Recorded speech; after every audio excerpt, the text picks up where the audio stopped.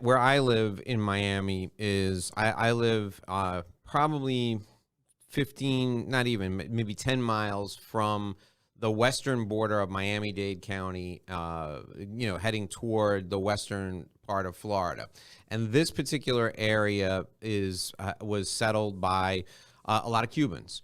So when we go to the supermarket, where in my neighborhood, more than likely we speak Spanish. When we go to get our car washed, we speak Spanish. When we go to the doctor's office and the receptionist greets us, she'll greet us in Spanish. She speaks English and Spanish, but it's the dominant language here in my neighborhood. Now, when you get toward Miami Beach, it's a tourist area, so people there will, the default there will be English, but the specific reason that my family and I moved to this part of Florida is because we wanted a culturally diverse experience for our kids. My kids go to a bilingual school.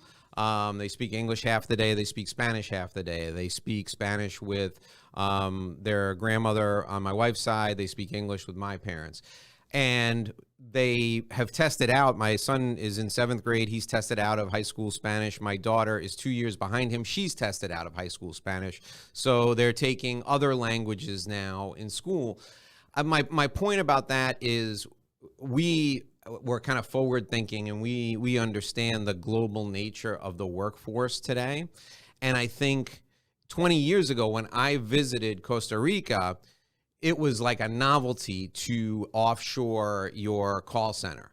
Now, I think nobody would even think twice. And in fact, you may have people in Texas who have a heavier, accent than people in Costa Rica. So I don't think it makes any difference today. I don't think people would be put off in any way as long as they can get the level of service that they're accustomed to.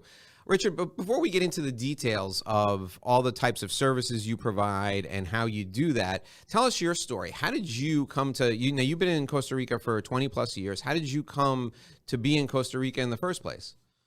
Well, my story began in Northeast Philadelphia when I graduated Abington High School. You were very fortunate, Dave, because in my family, my grandparents were speaking Romanian, Russian, Polish, and German. And so I'm the first person in my family that decided that Spanish should be my major. All of my friends were going to Ivy League and they were studying law and medicine and architecture, engineering, or going into their family's business. I chose to double down on languages and go to the University of Arizona. I chose a communication major, which made it a lot of fun for those 5 years. But I also realized that I could pick up public speaking skills, rhetoric skills, and nonverbal communication, microexpression reading skills. I was able to get an internship at Telemundo. Jay Cohn was kind enough to give me in 1995 and 96, my senior and super senior year. I worked for promotions and public relations at Telemundo in Tucson. There I was able to meet, and this is dating myself, gentlemen by the name of Pedro Sesek and Miguel Quintana. One was in charge of the news out of Los Angeles, and the other had the main talk show in Miami across from Christina from Univision. And so imagine a 22-year-old boy that is doing public speaking events with these players, these professional men that have made it, and have taken the time to mold my confidence and to give me the self-assurance to stand in front of 5,000 people at a Tucson Toros baseball game and do a Javelina Cantina chili eating contest. And so given these opportunities as a young man, it molded my confidence that I could do it, and I knew that I could do it in 2 languages. And so post-grad, I landed a job that was for the importers of Corona beer, so I worked that in the southwest of the United States, and that was incredible. And when I was 27, I had the opportunity to move to Costa Rica for a couple months to do some training at a friend of mine from college, his call center. And as you know, when you fly here and you're here, you fall in love with Costa Rica. So everything of mine got put in storage. If you can get past your parents' guilt, Dave, you can live anywhere in the world. And I decided to take a chance. I worked at my friend's call center for 4 years. And this was back in the day when we were making calls with Cisco phones and printouts of Excel sheets with highlighter pens. And it was a young environment. It was a fun environment, a bilingual environment of artists of speech. And I got to see the highs and the lows and the gripes and the successes of it. But between me and you, I also saw areas of improvement. And the areas of improvement that I saw the most was how people are treated. Not saying my friend didn't do a good job, an amazing job, but a lot of people felt like numbers, or they felt like robots. And my other friends and supervisors from other call centers tell me that sometimes agents are not properly onboarded, or they're not prepared, or the scripts are shoddy with spelling and grammar mistakes and maybe some over-aggressive language that you would see in a Glengarry Boiler Room Wolf of Wall Street movie that might be completely out of character for somebody here, because we're in a very strict Catholic country, Dave, and these young men and women have to go home and tell their parents what they do for a living. So we are extremely selective of the campaigns that come in. Not only can I fulfill your needs, but I got to make sure I don't have an attrition rate.